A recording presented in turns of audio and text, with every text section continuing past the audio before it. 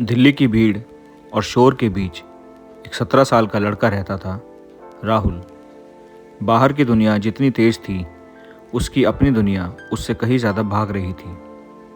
सुबह उठते ही फ़ोन, फिर Instagram reels, YouTube shorts, gaming, late night scrolling, आंखें लाल, दिमाग सुन्न और दिल खाली। राहुल का सपना था आईआईटी में जाना, पर रियल लाइफ में उसकी कंडीशन ये थी: स्कूल में नींद, घर में गुस्सा, पढ़ाई में ज़ीरो फोकस और खुद के लिए बिल्कुल भी समय नहीं था। उसे बस एक ही चीज़ महसूस होती थी, हर पल दिमाग कुछ नया, चमकीला, तेज डोपामाइन चाहता था।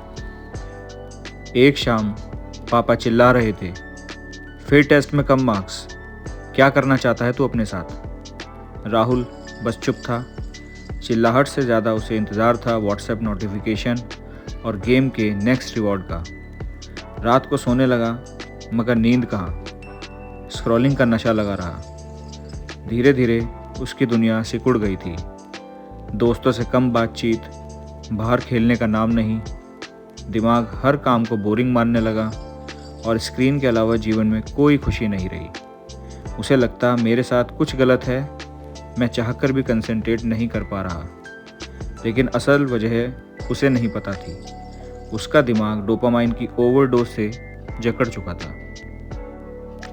एक दिन उसकी क्लास टीचर ने कहा, राहुल, अगर यही चलता रहा तो तुम अपनी ज़िंदगी खुद बर्बाद कर लोगे। एक काम करो, कल लाइब्रेरी जाओ और कोई एक ऐसी किताब चुनो जो तुम्हें खुद से मिलवा सके।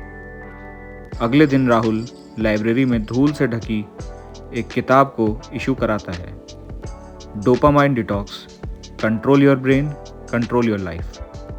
राहुल ने मजाक में कहा, डिटॉक्स? क्या मैं नशा करता हूँ? पर जैसे ही उसने पन्ने पलटे, उसकी आंखों के सामने शब्द तैरने लगे। डोपामाइन हमें एडिक्टेड बना देता है। डिजिटल दुनिया, प्रोसेस्ड फूड, गेम्स, सब इस डोपामाइन को अत्यधिक बढ़ा देते हैं और हम असली जीवन से डिस्कनेक्ट हो जाते हैं। किताब आगे बढ़ती है, डोपामाइन डिटॉक्स कोई पागलपन नहीं, इसका मतलब है अपने दिमाग को रीसेट करना, ताकि छोटी छोटी चीज़ों से भी खुशी मिल सके। राहुल ने वहीं फैसला किया, मैं डोपामाइन डिटॉक्स करूँगा। अगली ही सुबह राहुल ने फ़ोन स्विच ऑफ किया, गेम अनइंस्टॉल किए, लैपटॉप यूज़ किया बट सिर्फ पढ़ाई के लिए। यूट्यूब को ब्लॉक किया। पहले 2 घंटे तक तो उसे लगा सब ठीक है। फिर दिमाग में एक तूफान सा उठा, बस एक रील और देख लूँ, कोई मैसेज तो नहीं आया, गेम में आज रिवॉर्ड मिलना था। दिल धड़क रहा था, हाथ कांप रहे थे, जैसे बॉडी कह रही हो, गिव मी डोपामाइन। राहुल को समझ आया, यह हंगर नहीं, विड्रॉल था।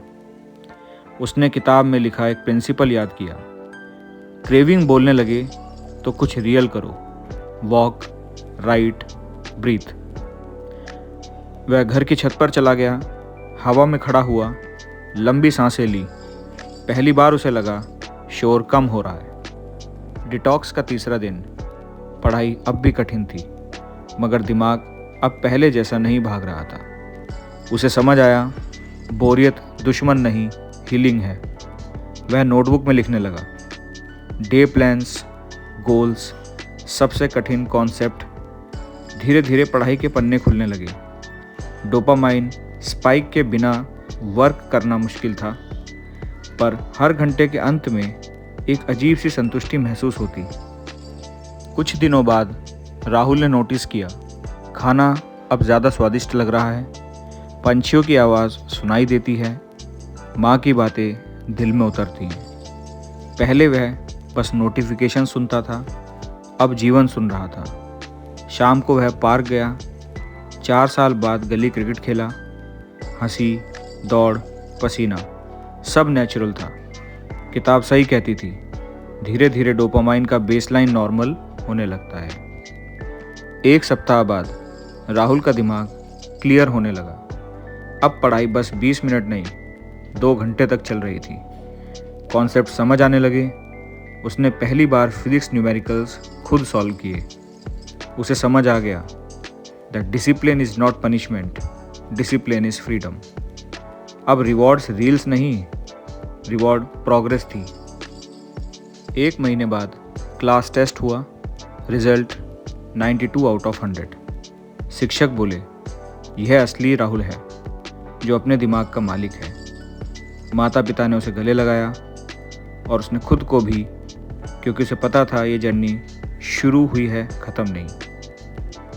अंत में कुछ मुख्य सीखें। डोपामाइन गलत नहीं, ओवरडोजिंग गलत है।